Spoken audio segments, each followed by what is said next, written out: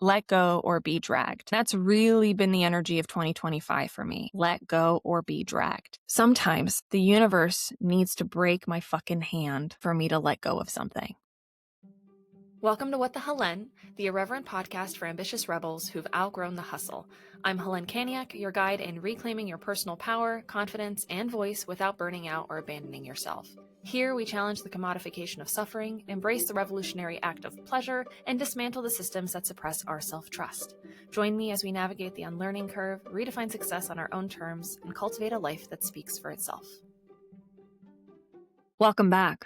Hélène here. And I just got home from a really fun experience in the car. And I'm coming to you with a raw personal story and a little experience about what it is to process feelings, grief, rupture, emotions, live in living color. Because I think so often people will ask me, Hélène, what's your morning routine like? Or what does your day-to-day look like? How do you organize your schedule? We look to others so often for almost a secret ingredient of how do you make your day perfectly consistent day in, day out? How do you discipline yourself to enjoy your life? What routine can I borrow from your life, put into mine, and finally have my shit together? And the question I would rather you ask me that I'm going to share the answer to today is, Hélène, how do you feel? Like literally, what is your process for feeling? And not because I think you should replicate it, but because I want to normalize how the messier you allow yourself to feel, the more you're willing to embrace uncertainty and the imperfection, the less you force yourself to sit on a freaking meditation cushion in order to get clarity, the faster that clarity will come and the sooner you will actually get the answers you're looking for. So that's what today's episode is about. It's a little snippet into my real life, a real experience I just had this evening in the hopes that you hear something in it that reminds you that you are just as capable as I am to get answers, to connect to your intuition, to connect to your non-physical support, be that spirit guides, be that your inner voices, be that spirit and God, whatever that looks like to you, you are just as capable as I am to connect to it. Like I said, this is going to be personal, a little fresh, a little raw, so buckle up. It might be delivered in a messy fashion because there's no outline. It's me and 3 words on a piece of paper. So giddy up. Let's start with some context. I've been going through it lately. And to the outside looking in, folks will remark how well I'm juggling everything. But sometimes what you don't see is I look like I'm juggling things and my life is figured out and I'm handling it all very well. But the truth is some of those balls that I'm juggling are really sharp. They're really spiky. And so it looks really neat to the outside world, but my hands are fucking bleeding. And that sounds really dramatic, but I bet that there are those of you who are listening to this who know exactly what I'm talking about. It's that feeling of, yes, I'm the one to hold this. Yes, I'm the best person and the best juggler around who can handle all of these responsibilities,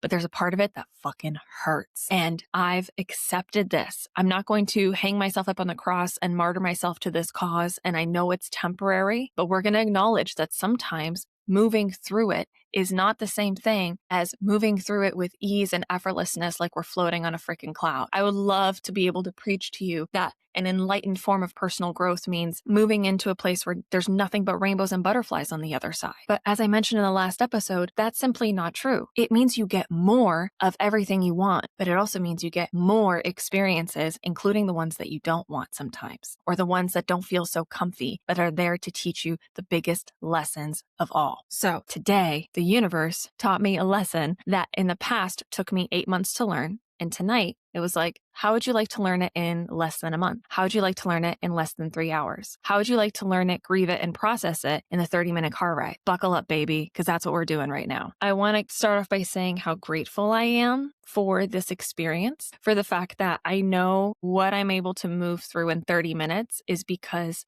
Hélène, up until this point, spent 5 years of her life actively uprooting her relationship to vulnerability, her relationship to responsibility, who hired coaches, who hired mentors, who went to therapy, who was fully committed and dedicated to the inner work that allowed me to put myself out there, fuck around and find out, and keep getting every version of my heart, my soul, my spirit bruised so that I could learn the lesson and alchemize all of my experiences faster so that I can get to what I deserve that much faster from a place of being really ready and willing to receive it. You wanted to learn about my practices? Here they are. Here's how I've been processing. It all started with me pulling a tarot card this morning as I was shuffling the deck. And I tend to ask, what do I need to know today? What do I need to look through the day through the lens of? How do I interpret what's about to come? Where are my blind spots maybe I should be aware of? What can I brace for, as it were? And the cards that immediately threw out, first and foremost, was the death card.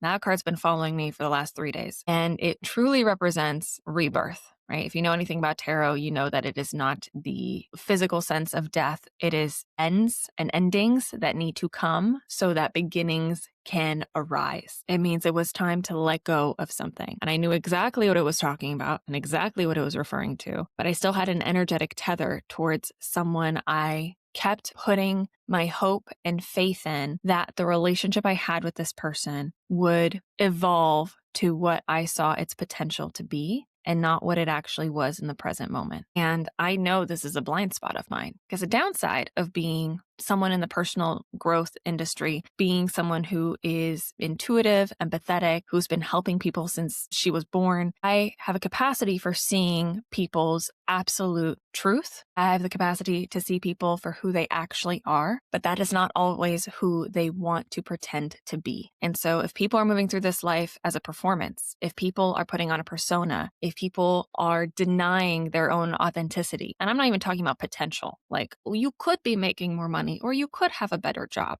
I'm not talking about potential in the capitalist society. I'm talking about seeing your true character through the defense mechanisms, through the walls that you put up to protect yourself from feeling vulnerable. I see that pretty quickly. And it becomes very easy for me to grow attached to that version of you in friendship, in relationships, even just in wanting to keep you, in my close circle, because that is who I see you as. And sometimes I have to be reminded by the behaviors of this person, by circumstances, by the universe, by my own heartbreak, that that is not who they actually are. That is not who they're choosing to be in this moment. That might be their essence, that might be their core, that might be their soul, that might be their aura, whatever you want to call it, but that's not their behavior and that's not how they're showing up. And I quote this so often to myself and to others. It's that Maya Angelou quote, when people show you who they are, believe them. And for some of us, it takes us a very long time to believe it.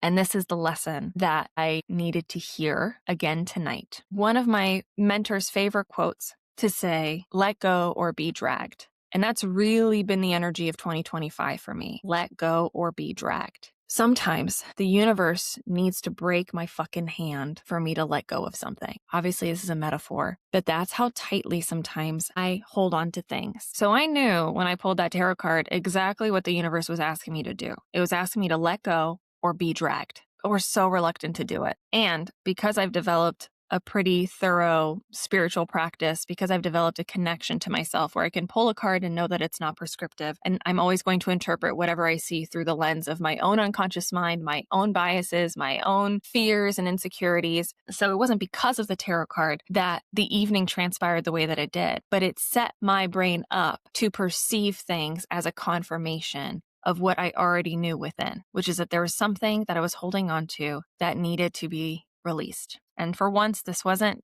a limiting belief. This wasn't something internal. This was my hope and dream that I held for a relationship with another human being. I know it sounds really dramatic, but that's all this life is, right? Connecting with other people, developing deeper connections, deciding who gets to enter into our circles of trust, where do they fall in, and how do we build a village that makes this life bearable. I am not a rational, reasonable human being. That's a tautology, meaning I'm saying the same thing twice. To be a human is to be inherently irrational and unreasonable. And I fully accept myself as a human being, which means I accept that I have no business being rational, no business being reasonable. And because of that, I give myself grace when I don't believe the facts that are presented before me. Because every empathetic, compassionate, kind-hearted, hopeful, optimistic part of me wants to believe in the better alternative. And that's why it's so hard for some of us with big frickin' hearts to confront atrocities in the world, why it's so hard for us to confront disappointment, why it's so hard for us to let people go that are dragging us down. I'm very grateful to the past versions of Hélène who built this deep, unyielding connection to my own intuition, who allowed herself to reconnect to the spirit within her so she could connect to the spirit and the signs and synchronicities of the universe, so she could look at divinatory practices like pulling tarot, like putting her playlist on shuffle and hearing the order of the songs in which they appear and letting that guide how she feels. So part of my practice includes pulling tarot. Part of my practice includes asking my guides and my non-physical support to come in when I need it. And I didn't do any of this sitting on a yoga mat. I was sitting at dinner tonight and I'd had a strange feeling come over me. And I knew I was feeling a little unmoored. Something had been building within me. I knew that the interaction I was about to have with this person was not going to yield the result that I wanted it to. And so I asked my guides, I literally closed my eyes, took a few deep breaths and said, guides, come on down, support me. Benevolent ones, please come show up for me here. I know what I need. And what I needed was an energetic cord cutting ceremony. Now, in the past, when I've done something like this, it's usually used when you are trying to release your energetic tether to another person, whether that's negative emotion, resentment that's been built up, heavy expectations that you've created over time. And it's some form of typically elaborate guided meditation, visualization, where you imagine a cord tethering you and this other person in your mind's eye. Once you do this practice of being grateful and letting things go, and it's all this elaborate shit, you cut it. And you let them go be themselves and you allow yourself to be yourself. You let them thrive and you let yourself thrive. And this is all typically in the past, when I've guided clients through it, takes about 15 to 30 minutes, depending on how thorough we want to be in this process. But I'm sitting at a crowded restaurant waiting for someone to come back from the bathroom. And I'm like, God damn it, guides, I need this and I need this now. And I can literally hear the voice in my head say, you sure? And I can picture this golden energetic tether between me and the person that's about to sit across from me. Bright gold. And I can picture one of my guides coming in with a pair of scissors and saying, are you sure? Because you're kind of rushing the process. You're not really doing this the right way. Be careful what you ask for. If you want this, you're going to get it. And I was like, yes, I'm sure. And the scissors came in and I could picture them starting to cut. Now imagine like a thick cord, about half an inch thick in diameter, golden, radiating, rippling with light. And these tiny little scissors attempting to make a cut through it. And the person comes back from the bathroom. The cord isn't fully cut. But the next thing that happens is I enter into an absolute fit of giggles. Now, I don't think I've had a giggling fit like this in years. I literally gave myself stitches. I was laughing for 6 minutes straight. I started crying. My whole body was uncontrollable. And what it felt like was this energetic cord that I tried to cut was essentially like trying to cut and unplug a live wire. It was basically saying, hey, this is a high voltage cable. You might have really strong chemistry with this person. You might have a lot of energetic and emotional attachment to the potential of what it could be with this person. But you want this tethered and you want to do this right now when you're sitting right across from them. You don't want to do this on your couch. You don't want to do this with nice little woo-saw Tibetan chant music going on in the background. You don't want to do this surrounded by candles lit aflame. You want to do this here and now? All right, bitch, we're going to do it here and now. And I got what I asked for. I got an immediate physiological reaction, like licking a light socket, that turned into this massive giggle fit, that turned into me half crying, basically looking hysterical. I dropped half of my food into my lap. And I've built such self-trust with myself that I knew the whole time this was happening that is what was going on. I made a request and I got an immediate answer. And it's like, we're doing it here, we're doing it now. You're going to start feeling the physiological effects of it now. And within 10 minutes, the tone of the exchange shifted.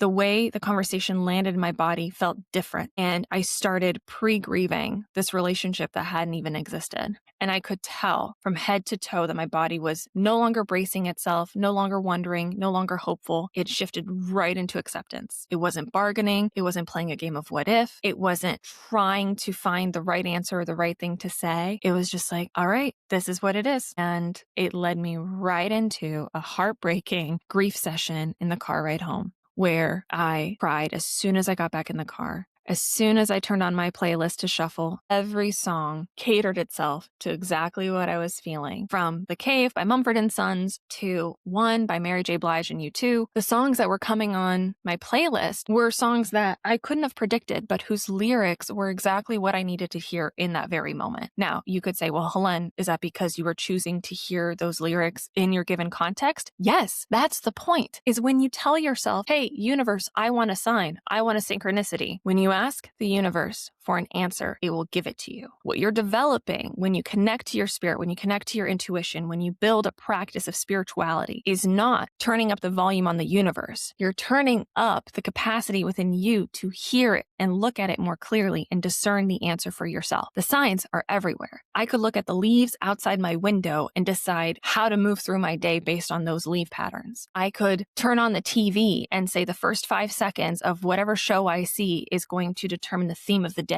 You can make that choice right here, right now, without reading any book, without sitting through meditation, without sitting on a freaking cushion or going to yoga class. However, what I mentioned before remains true to this moment. Discernment is key. Discernment is built and brought upon by your wisdom. Your wisdom is built on not only your experience, but your ability to translate all of the unconscious hurts, trauma, wounds in your unconscious mind, your ability to hear your inner critic, to hear your inner ego, to hear your inner child, to hear all of them like a council and reign sovereign and supreme over all of them. To not let any one voice born out of fear, born out of protection, born out of self-preservation to dictate how you move through the day, but to ensure that all of this information being thrown at you, from the tree to the music, to the person sitting across from you, to the visualization you got in that meditation, your wisdom is the ability to take all of that and synthesize it in a way that actually serves your highest good, in a way that doesn't perpetuate pain for yourself or for others, in a way that allows you to move out of your status quo, if that is what you no longer want to deal with, into a place where you can have greater capacity, greater agency, and significantly more pleasure, presence, and power. That is the power of a spiritual practice that centers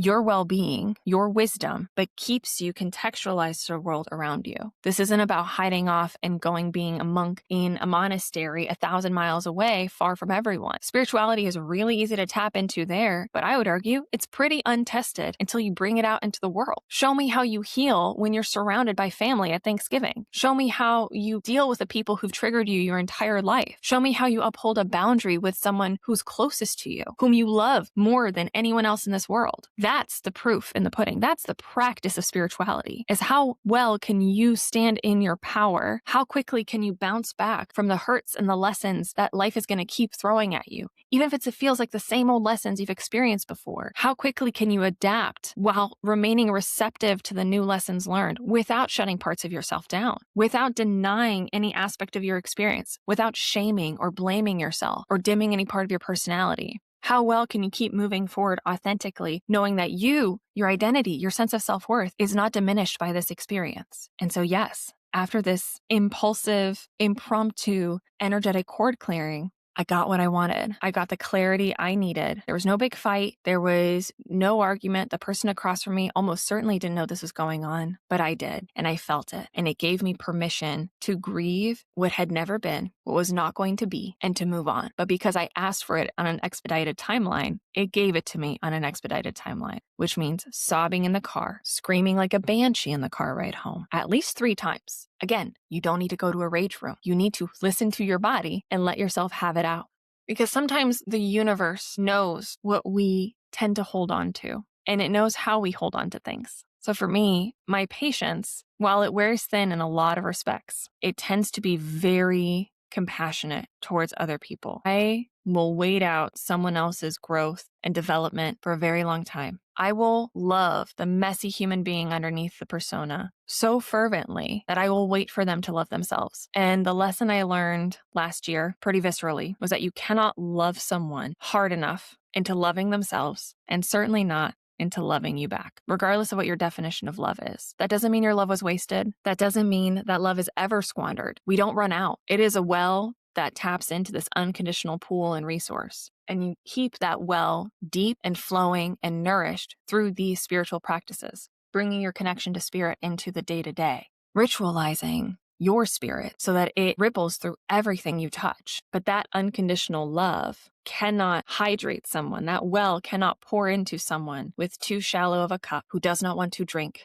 who thinks that remaining dehydrated is safer. And it's not my job to convince them, and it's not your job to convince them. Unless they pay me money and hire me as a mentor, in which case, sure, I can help you. But if you're even willing to change, that already sets you apart from most people who are satisfied with the familiarity of the status quo, because they would rather deny themselves a chance at an uncertain happiness and instead choose the familiar, pain and hurt and disappointment of present day, because fear of the unknown still trumps whatever the hell they're going through. And I have compassion and I have empathy for those folks because I've been there, but it is not my responsibility and it is not your responsibility to keep pouring water into a shallow cup, expecting that cup to get bigger. It is not a reflection of the quality of the water that you're pouring in. It is not a reflection of your pouring skills. You can still be a great fucking bartender of love, but if people keep handing you shallow, flimsy ass cups and choosing not to drink, that's not a testament to your bartending skills. It's a sign to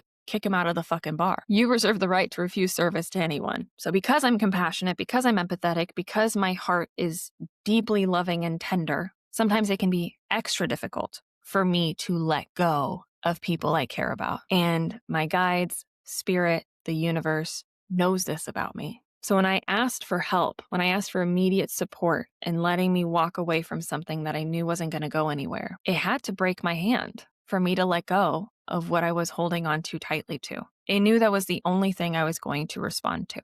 And that felt like grief. It felt like heartbreak. And I'm so damn grateful for it. So the lesson here is be careful what you ask for. You're going to ask for support. Be ready to receive. That is the real inner work that I take all of my clients through. That doesn't sound sexy in a marketing pamphlet, but it is actually what allows you to thrive long-term and sustainably. How ready and willing are you to receive all of the good that life is about to send your way? And how ready and willing are you to receive the grief that's going to come with letting go of the version of you that thought she deserved less than what's waiting for her on the other side? You're going to have to grieve her. You're going to have to listen. You're going to have to take the signs and the synchronicities and the advice and transmute and alchemize that into something that is so fucking good for you and in your best interest. But that process is messy. That process is screaming in your car like a banshee. That process is crying as soon as you get back into that car seat. It's crying in the bathroom. It's having a giggle fit that makes you look hysterical in public. It looks like telling someone no. It looks like asking for help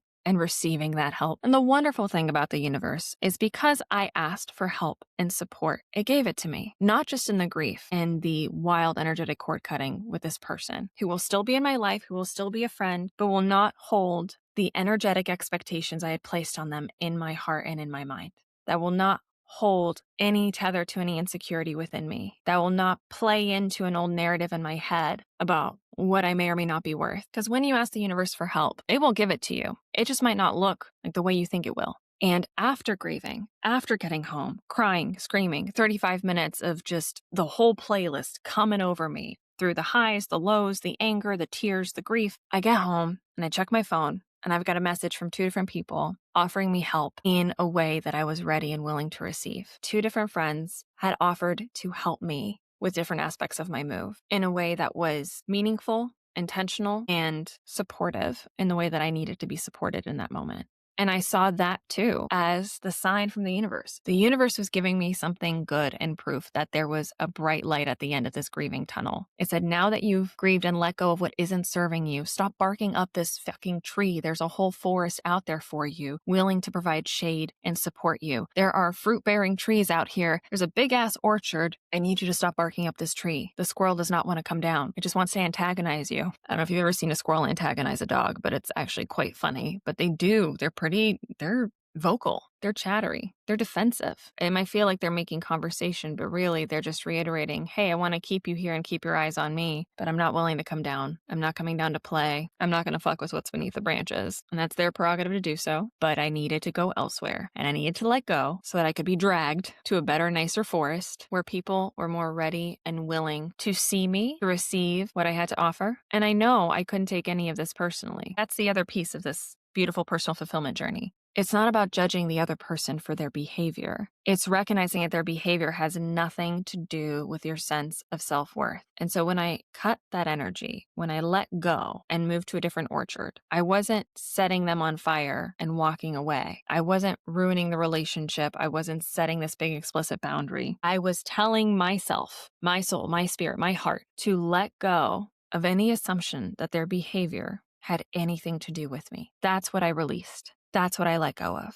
And the last lesson, as I've reiterated, is let go or be dragged. And if you ask for help in letting go, it might hurt, but that doesn't mean it's not exactly what needed to happen for you to have the glory on the other side. There's a lightness and a relief on the other side of grief. There is joy, there is bounty, there is pleasure, and there's the promise that you're probably going to have to do this all over again, but you will move through these lessons faster, more well equipped. As I said, this is a lesson that I learned in 8 months last time, and I'm so freaking grateful that I was able to call for aid, get the answer I needed within 30 minutes. That's crazy, but I'm crazy. You're crazy in the best way possible. We are not rational, reasonable human beings. We are emotional sacks of flesh tied and tethered to bone with deep souls and wells of wisdom begging to be tapped into. Strong purposes asking us to fuck around and find out and see what happens next.